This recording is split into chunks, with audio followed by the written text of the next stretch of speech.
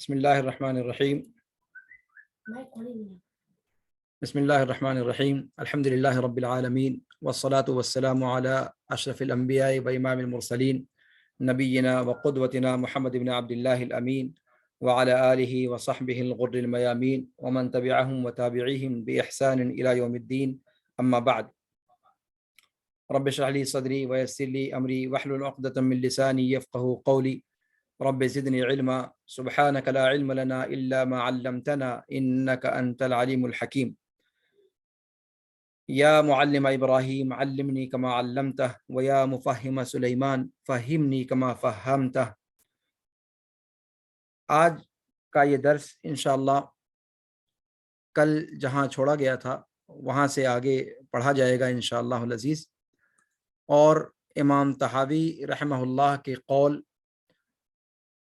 نقول فی توحید اللہ معتقدین بتوفیق اللہ ان اللہ واحد لا شریک لہ، اس قول کی تشریح میں آج کے درس میں ہم توجہ کریں گے انشاءاللہ۔ آج کے درس میں جو باتیں پیش کی جائیں گی وہ میں آپ کے سامنے رکھ دیتا ہوں۔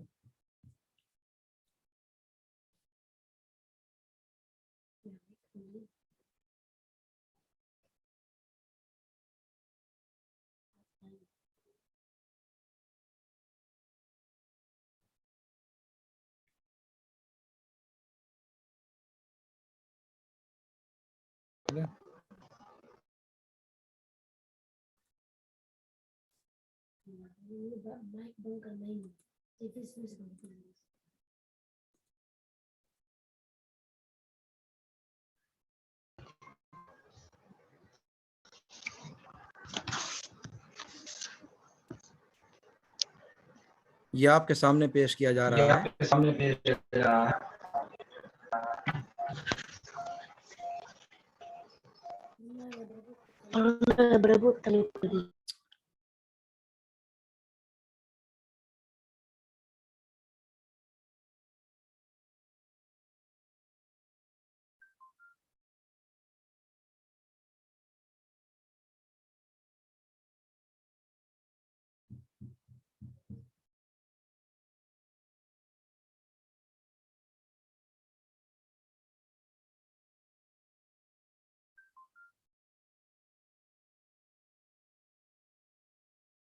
یہ آج کے درس میں پیش کیا جائے گا۔ آپ لوگوں نے اس کو دیکھ لیا، اور ایک بار پھر میں اس کو پیش کر دیتا ہوں تاکہ اگر کوئی نہ دیکھ سکا ہو تو اس کو دیکھ لے۔ پہلا جو نقطہ ہے چوتھے درس کا، امام ابو حنیفہ رحمہ اللہ کے بارے میں مختصراً بتائیں گے انشاءاللہ۔ ایسے ہی امام ابو یوسف رحمہ اللہ کے بارے میں، اور ایسے ہی امام محمد ابن الحسن الشیبانی رحمہ اللہ کے تعلق سے، ان تینوں کا ذکر امام طحاوی رحمہ اللہ نے اپنے قول میں کیا ہے۔ اس کے بعد بتوفیق اللہ کی شرح کی جائے گی جو امام طحاوی کے قول میں آیا ہے۔ اس کے بعد یہ بتایا جائے گا کہ مصنف نے اللہ کی توحید سے آغاز کیوں کیا، اور پھر اس کے بعد ان اللہ واحد لا شریک لہ کی تشریح بیان کی جائے گی، اور پھر اس کے بعد واحد اور احد میں فرق کیا ہے اس کو بیان کیا جائے گا، اور پھر واحد اور لا شریک لہ دونوں کیوں کہا گیا، فرق کیا ہے دونوں میں، واحد کے کیا مفاہیم ہیں، لا شریک لہ کے کیا دلالات ہیں۔ یہ رؤوس الاقلام ہیں جن پر آج انشاءاللہ ہم گفتگو کریں گے انشاءاللہ العزیز۔ تو سب سے پہلے میں عزیزم ولید کو کہوں گا کہ وہ عبارت کو ایک بار پھر سے پڑھ دیں۔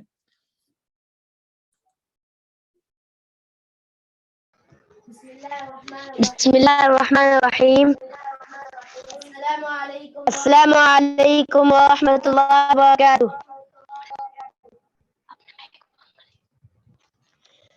قال العلامة حجة الإسلام أبو جعفر الوراق الطحاوي بمصر رحمه الله: هذا ذكر بيان عقيدة أهل السنة والجماعة على مذهب فقهاء الملة أبي حنيفة النعمان بن ثابت الكوفي وأبي يوسف يعقوب بن إبراهيم الأنصاري وأبي عبد الله محمد بن الحسن الشيباني رضوان الله عليهم أجمعين، وما يعتقدون من أصول الدين ويدينون به رب العالمين.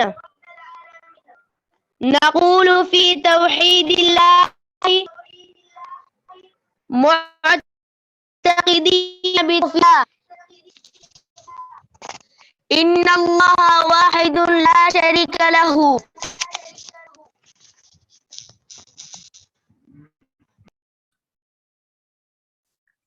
یہ عبارت جو آپ کے سامنے ابھی پیش کی گئی، اسی عبارت پر انشاءاللہ آج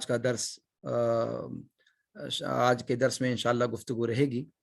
اور جو باتیں اس سے پہلے ہو چکی ہیں اسی پر سلسلہ کلام کو آگے بڑھاتے ہوئے آج کی گفتگو انشاءاللہ جاری رکھنے کی کوشش کی جائے گی. جیسا کہ آپ نے سنا عبارت کے اندر کہ یہاں پر جہاں امام طحاوی رحمہ اللہ نے اپنی گفتگو کے آغاز میں یہ فرمایا ہے کہ ھذا ذکر بیان عقیدت اہل السنت والجماعہ علی مذہب فقہاء الملہ ابی حنیفۃ النعمان بن ثابت الکوفی وابی یوسف یعقوب بن ابراہیم الانصاری وابی عبد اللہ محمد بن الحسن الشیبانی رضوان اللہ علیہم اجمعین. اہل سنت والجماعت کا کیا مفہوم اور کیا اس کا مقتضا ہے، اور اس کے اطلاقات کیا ہیں، اور اس کا صحیح اطلاق کن پر ہے، خاص اطلاق کیا ہے اور عام اطلاق کیا ہے، اس پر گفتگو بہت تفصیل کے ساتھ کل کی جا چکی ہے. لہذا آج اس پر گفتگو کرنے کے بجائے میں آگے بڑھنا چاہوں گا. آگے انہوں نے 3 اشخاص کا ذکر فرمایا ہے، جس میں سب سے پہلے فقہائے اربعہ میں سے جو ایک جلیل القدر امام ہیں، سب سے پہلے امام ابو حنیفہ نعمان ابن ثابت الکوفی، ان کا ذکر انہوں نے کیا ہے، اور پھر اس کے بعد صاحبین کا ذکر کیا ہے. تو ضروری ہے کہ تھوڑا سا ان کے بارے میں بھی کچھ بتلا دیا جائے، تاکہ حالانکہ یہ سب مشہور شخصیتیں ہیں اور ان کے بارے میں بتانے کی بہت زیادہ ضرورت نہیں ہے، لیکن مختصراً تاکہ گفتگو مدلل انداز میں آگے بڑھے، اس لیے مناسب ہے کہ ان کے بارے میں تھوڑا سا بتا دیا جائے. امام ابو حنیفہ رحمہ اللہ ائمہ اربعہ میں سے ایک امام ہیں، جلیل القدر امام ہیں، اور سب میں مقدم بھی ہیں، جیسا کہ آپ سبھی لوگ جانتے ہیں.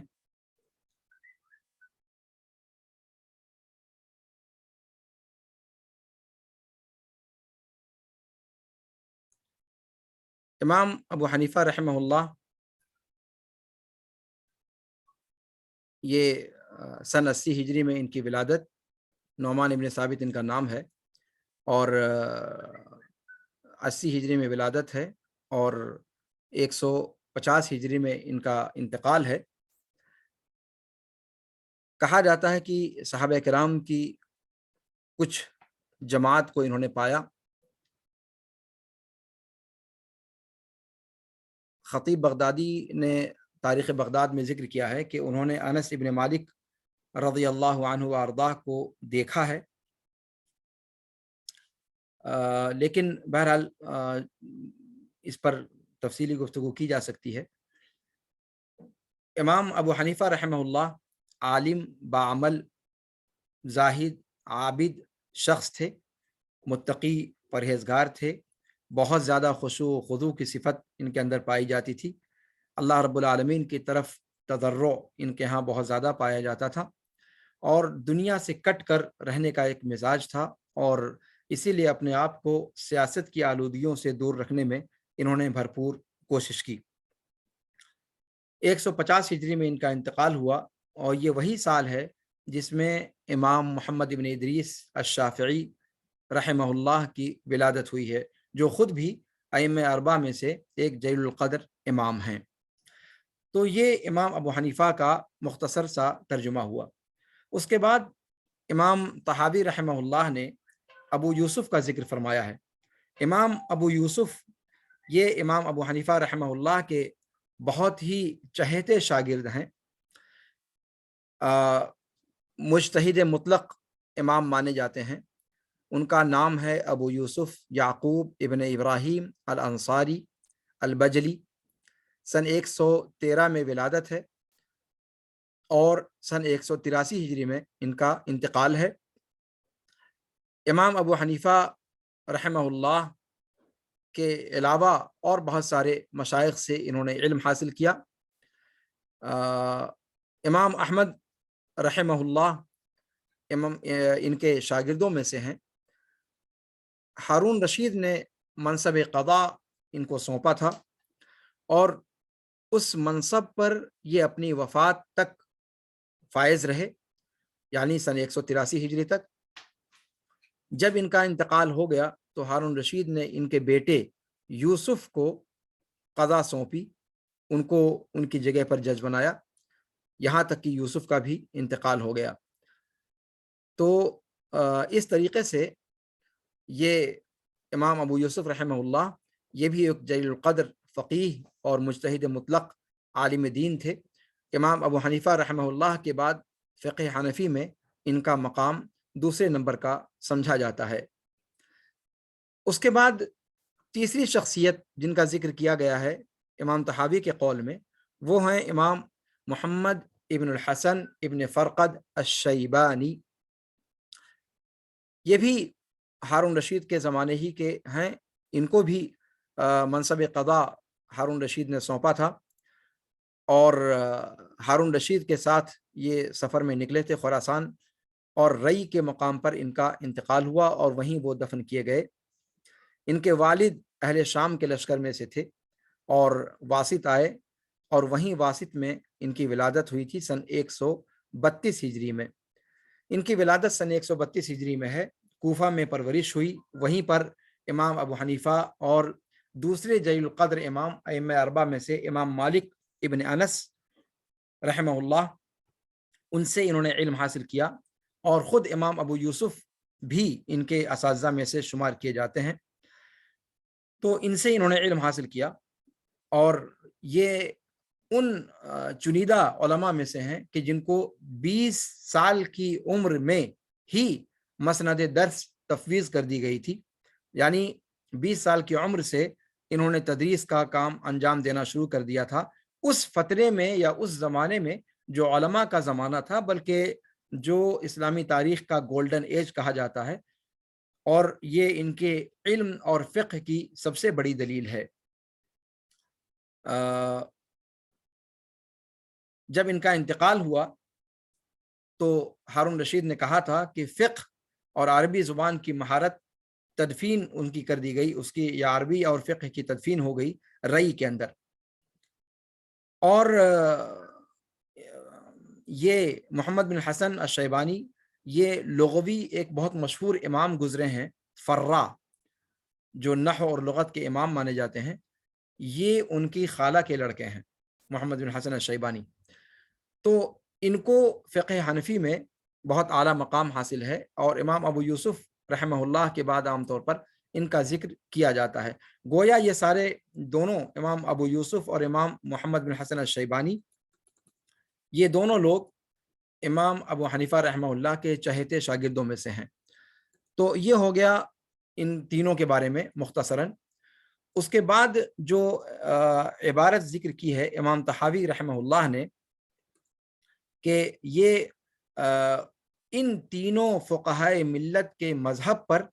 اہل سنت والجماعت کا عقیدہ بیان کیا جا رہا ہے، اس پر گفتگو اس سے پہلے میں کر چکا ہوں کہ یہ ان تینوں کا عقیدہ نہیں، بلکہ تمام کے تمام ائمہ دین کا عقیدہ ہے، لیکن چونکہ یہ امام ابو حنیفہ رحمہ اللہ کے ماننے والوں کے درمیان تھے، اس لیے انہوں نے ان کا ذکر خاص طور پہ کیا ہے، ورنہ یہ ہے کہ یہ عقیدہ سارے اہل سنت والجماعت کا ہے، یہ صرف ان لوگوں کا عقیدہ نہیں ہے، سوائے اس پہلو کے جس پہلو پر بات کل ہوئی تھی کہ ایمان کے تعلق سے جو گفتگو اس میں کی گئی ہے وہ مرجعۃ الفقہاء کا عقیدہ ہے، نہ کہ سلف کا عقیدہ، اور یہ وہ پہلو ہے جس پر ان کے اوپر گرفت کی گئی ہے، اور حقیقت یہ ہے کہ وہی مرجعۃ الفقہاء کا جو گوشہ ایمان کی تعریف میں شامل کیا گیا، اسی کی وجہ سے عام طور پر جو مرجعہ ہیں انہوں نے اس عقیدے کی تدریس اور اس عقیدے کی شرح اور اس پر تعلیق پر توجہ ان کی شروع ہو گئی، اور پھر بعد میں اشاعرہ اور ماتریدیہ کی شرحیں اس پر بے شمار آنا شروع ہو گئیں۔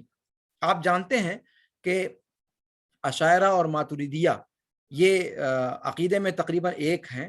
اور ماتریدیہ کچھ صفتوں میں الگ ہیں، جیسے تکوین کا میں نے ذکر کیا تھا، لیکن ماتریدیہ کا بہت زیادہ اثر نہیں ہے۔ جب عمومی طور پر اشاعرہ کہا جاتا ہے تو ماتریدیہ اس کے اندر اپنے آپ داخل ہوتے ہیں۔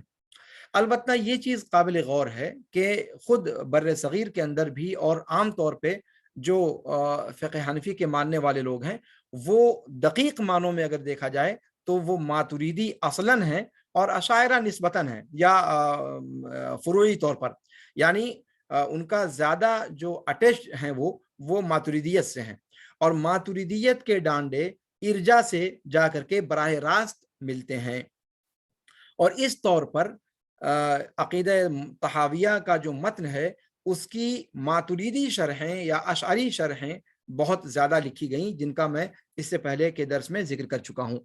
تو ان قابل اعتراض پہلوؤں کو اگر چھوڑ دیا جائے یا ان گوشوں کو چھوڑ دیا جائے تو یہ جو عقیدہ اس کے اندر بیان کیا گیا ہے یہ تمام اہل سنت والجماعت کا عقیدہ ہے دقیق معنوں میں، یا اہل سنت والجماعت کا جو خاص اطلاق ہے جس میں سلفیوں کے علاوہ، اہل اثر کے علاوہ، اہل حدیث کے علاوہ اور کوئی شامل نہیں، یہ ان کا عقیدہ ہے، بس ایمان والے گوشے کو اگر کنارے کر دیا جائے۔ جی میں سمجھتا ہوں کہ اس پر اور کوئی ایسی چیز نہیں ہے۔ آگے جو وما یعتقدون من اصول الدین ویدینون بہ رب العالمین، اس پر گفتگو کی جا چکی ہے اصول الدین کے لفظ پر۔ اس کے بعد ہم آتے ہیں آج کا یہ جو ان کا قول ہے امام طحاوی رحمہ اللہ کا کہ نقول فی توحید اللہ معتقدین بتوفیق اللہ، اس پر انشاءاللہ آج ہم گفتگو کریں گے۔ نقول فی توحید اللہ کے تعلق سے کل گفتگو ہو چکی ہے کہ امام طحاوی رحمہ اللہ نے یہاں پر ایمان کے اندر، ایمان کے باب میں، عقیدے کے باب میں قول کو معتبر گردانا ہے، یعنی قول باللسان کو معتبر گردانا ہے، صرف اعتقاد کافی نہیں ہے۔ نقول فی توحید اللہ معتقدین بتوفیق اللہ، تو اعتقاد کا جو ذکر کیا کہ ہم یہ بات کہتے ہیں درا حالے کی اعتقاد بھی رکھتے ہیں، تو اس کا مطلب یہ ہوا کہ قول اور اعتقاد دونوں کو انہوں نے شامل کر لیا ہے، اور یہی چیز درست ہے کہ ایمان صرف دل کے عقیدے سے کام نہیں چلتا، اس میں دل کی تصدیق سے کام نہیں چلتا جب تک کہ اقرار باللسان نہ پایا جائے، اور ساتھ میں عمل بالارکان۔ توحید اللہ کا لفظ امام طحاوی رحمہ اللہ نے استعمال کیا ہے، توحید سے کیا مراد ہے؟ نقول فی توحید اللہ، تو توحید کے بارے میں تھوڑی سی گفتگو ہو جائے۔ یہ توحید وحد یوحد توحید، یہ وحد یوحد کا مصدر ہے جس کا معنی ہوتا ہے اکیلا گرداننا، اکیلا جاننا، اور جب شریعت کے اندر توحید کا لفظ بولا جاتا ہے تو اس سے مراد ہوتا ہے کہ اللہ رب العالمین کو ایک جاننا، افراد اللہ تعالی بالعبادہ۔ توحید کا عام جب معنی لیا جاتا ہے تو افراد اللہ تعالی بالعبادہ کہا جاتا ہے، جبکہ یہ توحید الوہیت کی خاص تعریف ہے، اور اس کی وجہ یہ ہے کہ جیسا کہ قرآن نے کہا وَلَقَدْ بَعَثْنَا فِي كُلِّ أُمَّةٍ رَسُولًا أَنِ اعْبُدُوا اللَّهَ وَاجْتَنِبُوا الطَّاغُوتَ، کہ جتنے بھی انبیاء کرام آئے وہ توحید الوہیت کی دعوت کو لے کر کے آئے، اسی لیے جب توحید کی مطلق تعریف کی جاتی ہے تو اس میں توحید الوہیت کو شامل کیا جاتا ہے، ورنہ توحید الوہیت، توحید ربوبیت اور توحید اسماء و صفات، یہ تینوں کی تینوں اقسام توحید کے اندر داخل ہیں اور توحید کے مضمون میں داخل ہیں۔ اور اس سے مراد اللہ رب العالمین کو بندوں کے افعال کے اعتبار سے، اللہ رب العالمین کے اپنے افعال کے اعتبار سے، اور اللہ رب العالمین کے اسماء و صفات کے اعتبار سے اللہ رب العالمین کو ایک گرداننا، یہ ہے توحید کا اصل مقصود۔ اور یہ تینوں تقسیمات جو کی گئی ہیں، یہ کلام الہی اور کلام رسول صلی اللہ علیہ وسلم کے نصوص کو سامنے رکھ کر کے کی گئی ہیں۔ یہ چیز اس سے پہلے بھی جو ہے میں ذکر کر چکا ہوں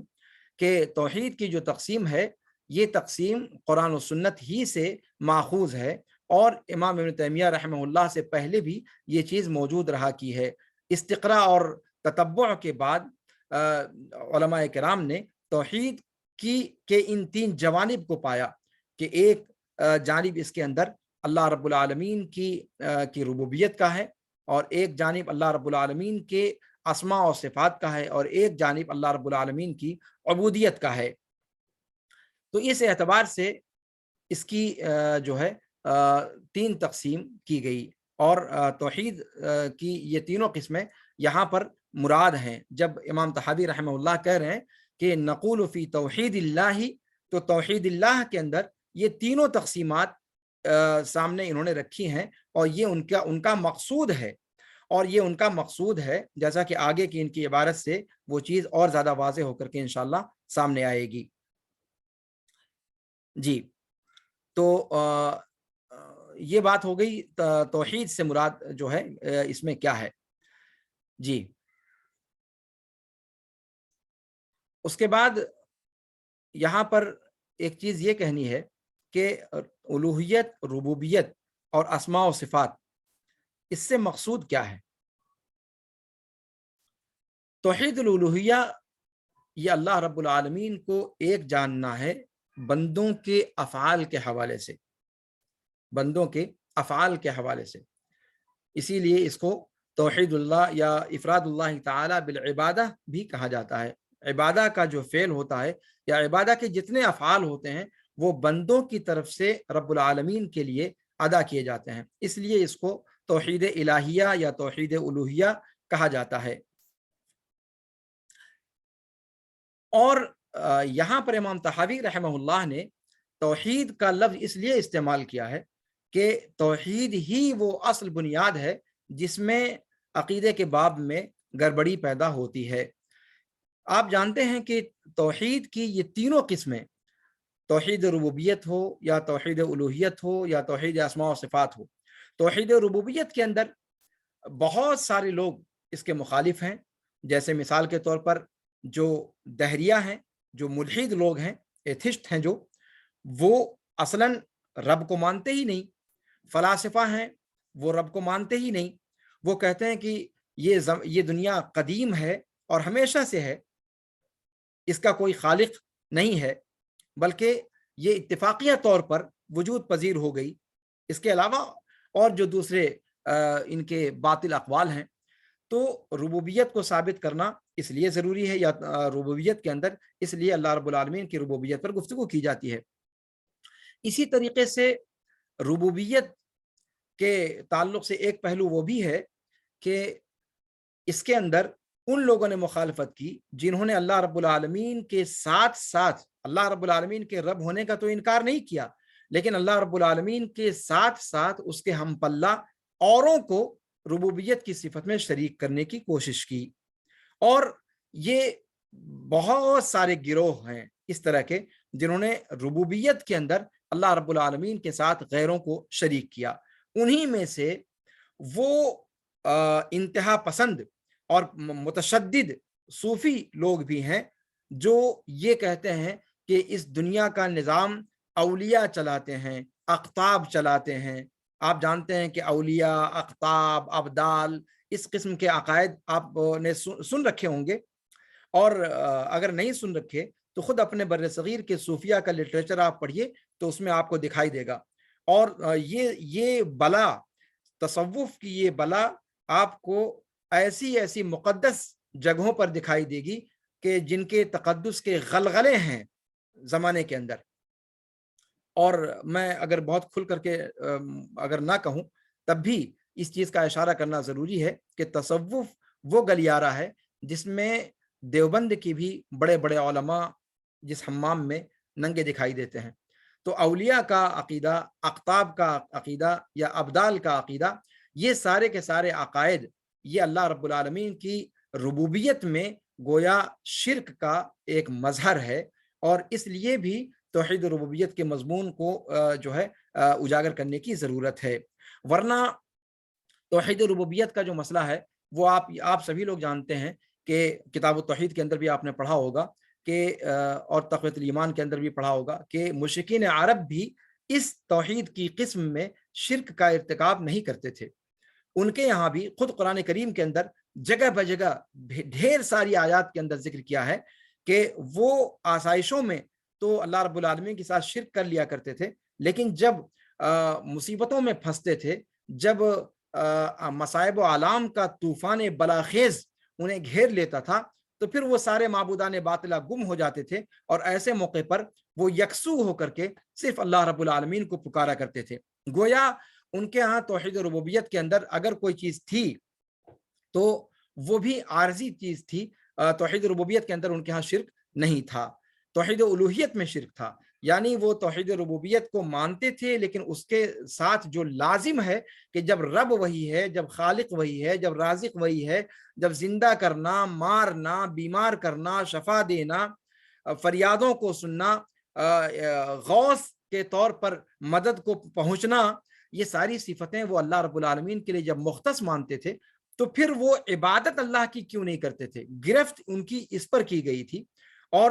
آج کل کے زمانے میں جو شرک کے مظاہر پائے جاتے ہیں وہ بہت افسوس کی بات ہے کہ توحید ربوبیت کے اندر لوگوں کا شرک پایا جا رہا ہے، اور یہ عجیب و غریب صورتحال ہے. یعنی اسی لیے علماء نے کہا کہ اس زمانے کے مسلمانوں کے یہاں جو شرک کے مظاہر ہیں وہ مشرکین عرب کے شرک سے بھی بدرجہ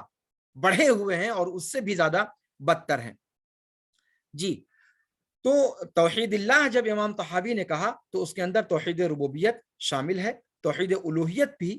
شامل ہے، اور توحید اسماء و صفات بھی شامل ہے. توحید اسماء و صفات کا جو مسئلہ ہے،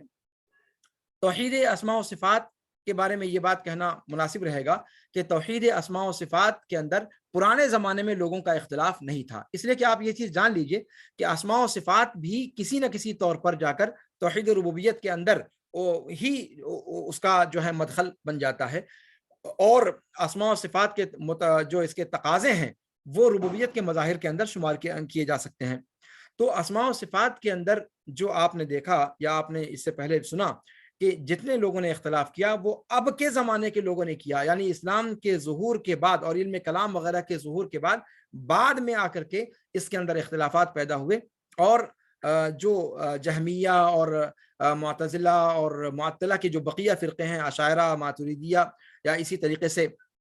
مشبہہ وغیرہ، ان لوگوں کا جب ظہور ہوا، ان لوگوں نے، آپ جان لیجئے یہ عقیدہ امام ابن تیمیہ رحمہ اللہ نے اس چیز کو واضح کہا ہے کہ معطلہ جتنے بھی ہیں وہ حقیقت میں پہلے مشبہہ ہیں پھر معطلہ ہیں، اس لیے کہ انہوں نے اسماء و صفات کے اس بات میں تشبیہ کا جو ہے شبہہ ان کے ذہن و دماغ میں آیا، اور تشبیہ کا شبہہ آنے کے بعد تشبیہ سے بچنے کے لیے انہوں نے اسماء و صفات کا انکار کیا. اس طریقے سے جتنے بھی تعطیل کے شکار فرقے ہیں، تعطیل اعلیٰ درجے کی ہو، جزوی درجے کی ہو، کامل درجے کی ہو، وہ ایک الگ مسئلہ ہے، لیکن تعطیل جتنے بھی فرقوں میں پائی جاتی ہے ان کا اصل معاملہ یہ ہے کہ انہوں نے اسماء و صفات کو تشبیہ دی، اسماء و صفات کو، خالق کے اسماء و صفات کو مخلوق کے اسماء و صفات سے تشبیہ دی، اور تشبیہ کے بعد جب انہوں نے اس کے اندر ایک چیز محال دیکھی تو اس کے بعد پھر ان کا انکار کر دیا. اس لیے امام ابن تیمیہ رحمہ اللہ نے یہ بات ذکر کی ہے کہ جتنے بھی معطلہ ہیں وہ پہلے درجے میں مشبہہ ہیں پھر جا کر کے معطلہ ہیں. گویا تعطیل کا جو اسٹیج ہے ان کا، یا وہ سیکنڈ اسٹیپ ہے، وہ پہلے درجے میں مشبہ ہیں پھر جا کر کے وہ معطل ہیں، اور مشبہ ہی اصل وہ اسٹیج ہے یا وہ مرحلہ ہے جس نے ان کو تعطیل تک پہنچایا۔ تو تعطیل کے درجات میں جتنے بھی فرقے اس کے اندر پائے جاتے ہیں، یہ سارے کے سارے فرقے ان لوگوں نے اسماء و صفات کے اندر اختلاف کیا، ورنہ اسماء و صفات کے اندر اختلاف پرانے زمانے میں نہیں پایا جاتا تھا۔ اسی طریقے سے اب جو توحید الوہیت کا مسئلہ ہے تو وہ تو بنیادی چیز ہے، اور وہ وہی سارے انبیاء کرام کی دعوتوں کا مقصود اور مطلوب ہے۔ اب ایک بات یہ ہے کہ امام طحاوی رحمہ اللہ نے کیوں اللہ رب العالمین پر ایمان اور اللہ رب العالمین کی توحید کو اپنی گفتگو کا نقطۂ آغاز بنایا؟ یہ آپ کو میں نے شروع میں رؤوس الاقلام میں ذکر کیا تھا کہ انہوں نے شروعات اس سے کیوں کی۔ تو کہتے ہیں کہ شروعات اس لیے کی کہ قرآن کریم نے اسی سے شروعات کی ہے۔ آپ قرآن کریم کے اندر دیکھیں، جب اللہ رب العالمین نے فرمایا کہ لیس البر ان تولوا وجوہکم قبل المشرق والمغرب، اس آیت کے اندر آگے چل کے اللہ نے فرمایا کہ ولکن البر من آمن باللہ والیوم الآخر والملائکۃ والکتاب والنبیین۔ تو ایمان کا یا توحید کا یا عقیدے کا جب ذکر شروع کیا رب العالمین نے تو سب سے پہلے ایمان باللہ کو ذکر کیا۔ یہی معاملہ قرآن کریم کی دوسری آیت میں سورہ بقرہ کے آخر میں آمن الرسول بما انزل الیہ من ربہ والمؤمنون کل آمن باللہ وملائکتہ وکتبہ ورسلہ۔ تو یہاں بھی جب ایمان کا تذکرہ شروع کیا اللہ رب العالمین نے تو ملائکہ کا، کتب کا اور رسل کا تذکرہ بعد میں کیا، ایمان باللہ کا تذکرہ پہلے کیا۔ ایسے ہی اللہ کے رسول صلی اللہ علیہ وسلم نے حدیث جبریل کے اندر جو مشہور روایت ہے اس کے اندر جب ایمان کے بارے میں گفتگو کی تو اس میں سب سے پہلی چیز آپ نے کیا فرمائی کہ الایمان ان تؤمن باللہ وملائکتہ وکتبہ ورسلہ والیوم الآخر وتؤمن بالقدر خیرہ وشرہ۔ تو یہاں بھی ایمان کے ارکان کو بیان کرتے ہوئے اللہ کے رسول صلی اللہ علیہ وسلم نے ایمان باللہ کو مقدم کیا ہے، اور ایمان بالملائکہ، ایمان بالکتب، ایمان بالرسل، ایمان بالیوم الآخر اور ایمان بالقدر، ان تمام کو مؤخر رکھا ہے۔ گویا ایمان باللہ اساس ہے، اصل الاصول ہے، اور اصل الاساس یہ ہے، یہ ہے، اس وجہ سے اس کو مقدم رکھا گیا ہے۔ اور اسی پر چلتے ہوئے امام طحاوی رحمہ اللہ نے ایمان باللہ یا توحید سے اپنی گفتگو کا آغاز کیا ہے۔ اور ایک بات یہ بھی ہے کہ اسی کے ذریعے سے انسان ایمان میں داخل ہوتا ہے، اسی کے ذریعے سے، توحید کے ذریعے سے یا ایمان باللہ کا اقرار کر کے ہی ایک بندہ اسلام کے اندر داخل ہوتا ہے۔ گویا یہی مفتاح ہے جس کے ذریعے سے ایک انسان اسلام کے گھر میں دخول کے لیے ایک جو ہے دخول کا راستہ یہی ہے۔ اللہ رب العالمین کی وحدانیت کا اقرار اور رسول پاک صلی اللہ علیہ وسلم کی رسالت کا اقرار، تو بندوں پر یہ چیز سب سے پہلے واجب ہے کہ وہ اس کا اقرار کریں۔ یہاں پر ایک چیز اور ذکر کرنے کی ہے کہ بندوں سے مطالبہ کس چیز کا ہے؟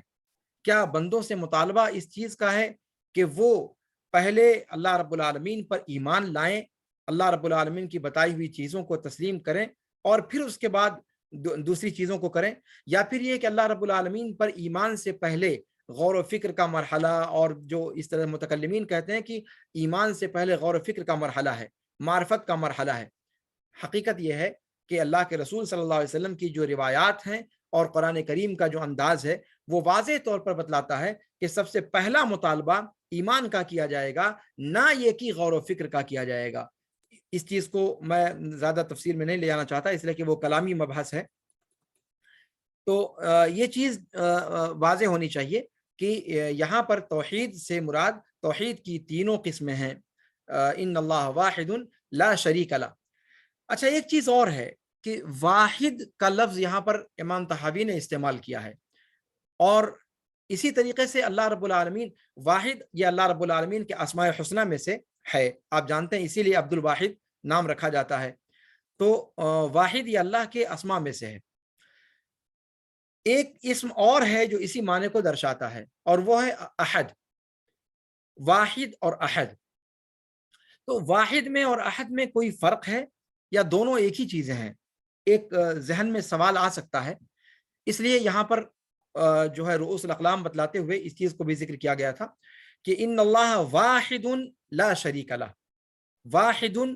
لا شریک لہ۔ اس سے کیا مراد ہے؟ کیا واحد اور احد ایک ہی چیز ہے، یا واحد دوسری چیز ہے اور احد دوسری چیز ہے؟ سلف کہتے ہیں کہ واحد اور احد دونوں ایک ہی چیز ہے، دونوں اللہ رب العالمین کے تفرد پر دلالت کرتے ہیں، اب اس کی ذات میں، اس کے اسماء میں، اس کی صفات میں اور اس کے افعال میں۔ تفرد کا معنی وہ یکتا ہے، جس کا کوئی ثانی نہیں، جس کا کوئی مثیل نہیں، جس کا کوئی شریک نہیں۔ تو واحد کا بھی معنی یہی بیان کیا جاتا ہے، اسم فاعل ہے، اور احد کا بھی معنی یہی بیان کیا جاتا ہے۔ لیکن متکلمین جو علم کلام کے ماہرین ہیں، وہ لوگ اس کے اندر تدقیق کرنے کی کوشش کرتے ہیں اور وہ دونوں میں فرق بتلاتے ہیں۔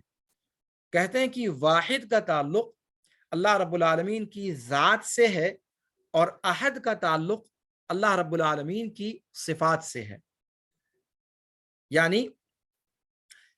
اس کی تشریح یوں کرتے ہیں کہ ان اللہ واحد ای لا قسیم لہ، واحد لا قسیم لہ،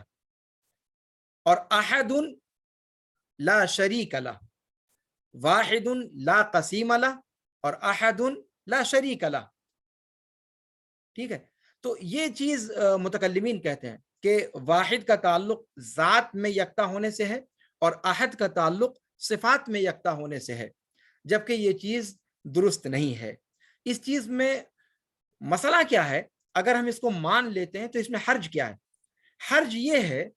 کہ ایک چیز عقیدے کے اندر سلف کا طریقہ ہے، قرآن و سنت کا طریقہ ہے، اور قرآن و سنت کے طریقے کو اگر ہم دیکھتے ہیں تو اس نے ان الفاظ کے مابین اس طریقے کا فرق نہیں کیا ہے۔ متکلمین کے یہاں یہ فرق آیا کہاں سے ہے؟ غیروں کے یہاں سے آیا ہے۔ یعنی انہوں نے جب دیکھا کہ نصرانیوں کے یہاں تثلیث کا عقیدہ پایا جاتا ہے، آپ جانتے ہیں وہ 3 اقنوم کا عقیدہ رکھتے ہیں، اقنوم اقانیم ثلاثہ، وہ کہتے ہیں کیا نام ہے، اب اور ابن اور روح القدس کا جو عقیدہ آپ نے اگر پڑھا ہو، تثلیث کے تعلق سے کچھ اس کا خلفیہ ہو، تو وہ لوگ اب ابن اور